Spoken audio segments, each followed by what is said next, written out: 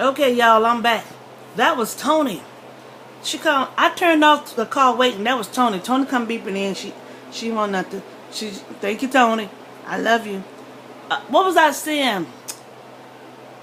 Anyway, I forgot what I was saying. Oh wow. I can't thank you anymore, Tony. You done distracted me. And I'm sitting up here trying to think, what was I? And I'm looking outside the window and I'm saying it's nasty outside. But I hadn't been to a yard sale in a long time. Amen. And I hadn't been to a yard sale in a very, very, very long time. Very long time. Amen. I'm having one of them rough mornings this morning. Oh, I was telling the kids we were going to see Eddie Murphy. A multitude of words. Yeah, y'all looking forward to Eddie Murphy. I want to see Eddie Murphy. Eddie Murphy's an awesome star. He's awesome. Yeah, he is awesome. And I tell you, last night, y'all, I was flipping through the channels and Wendy was on. Wendy was on. I hadn't seen Wendy in years. I think I've seen 3 of Wendy's shows. And Wendy is a sweetheart. She's beautiful. Wendy is beautiful. Yeah. She was hot last night though. She couldn't sit still. She's not goofy. She's sexy like with a twist of, you can't see her as goofy, although she's always, just angelic to me. She's just an angelic person. And last night it was so fun. Wendy has really changed. Her show has really changed. They played Pictionary, and Wendy was cheating. She knows she can't make sounds. She was singing. And the girl wrote numbers. You can't write numbers and you cannot write words unless they say them in Pictionary, Wendy. So don't cheat because you're the host. It's a sign of a sore loser. Yeah, you can lose on your show. Make it reality. You know you wasn't gonna win that girl. You wouldn't, because if you can't talk and move your hand, you can't explain yourself. You like me. You're very emotional. You're emotional, baby. And so emotional people, you have to actually be speaking with in order to understand. They can't keep their mouth closed like Eddie Murphy, a multitude of words. I wouldn't make it, baby. I'd be just sign language and everything else. Oh hell, I gotta say something. I can't be playing this game. I give up easy. No, I don't. Forgive me, Lord. I ain't gonna speak that myself. But Wendy was real good last night. And then she had a dance contest. And she had this one female that played in White Man Can't Jump. And I loved her. Oh, I loved her in White Man Can Jump with Wesley Snipes.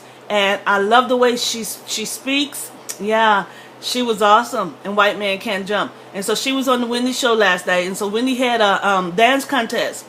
And number 1 did good, but she just didn't have a smile on her face. She had to smile. And number 2, I just think the only dance she did, and the lady didn't do it in the show, and that was that dance they do and they shake their booty. Yeah, that dance, that's the only thing. She was Caucasian, so she looked cute doing, because, I think Caucasian people, when they do the dance right, they look real good. Yeah, you can tell she hung around black folks. Stop that, girl. Don't do it like that. Amen. She was cute. She was tall. And so number 3, because 1 nor 2 did it the way she had done it in the movie, number 3 came in because she said, well, they adding their moves, let me add my moves. So she came in and she fell to the floor, and she's kind of heavy, right? So she fell to the floor and she sat there for a moment like, what am I doing? What am I doing down here on this floor? You jumped down there trying to win this little pink radio, hot pink, that looked like the front was missing. What kind of radio is that? Amen. But other than that, Wendy was real good. I can't stand all this hair in my face. Y'all know it. It has to drop. I'm trying to wait for it to drop. Once it drops, and I know y'all looking at me, but once it drops, it's going to be okay. It's going to be all right. Amen. I don't know what's going on out there in America because I still can't see TV like I want to see it. Amen. And so I don't know what's going on out there. So what y'all tell me is all I know. So y'all send me emails and tell me what's going on in San Antonio, because I can't hear too much. I can't hear too well behind these doors. I don't come outside that much. So y'all continue to pray for me. I'm still dealing with these people. Oh, they get on my nerves. They want to come in my house. They gave me another letter that they had to come in and do a clean inspection now. Wow. Wow. I thought these people was gone. Ugh. They get on your nerve. I can't stand all this hair in my face. Y'all know that. I got to have it pushed back. And it's just kind of wow. And it's going to be tangled. I need to start pulling on it. Amen. But she did a good job. She done well. Real well. Um, let's see. I know y'all want to have church today. How many minutes we got left? We got 4 minutes left. We got 4 minutes left. Okay.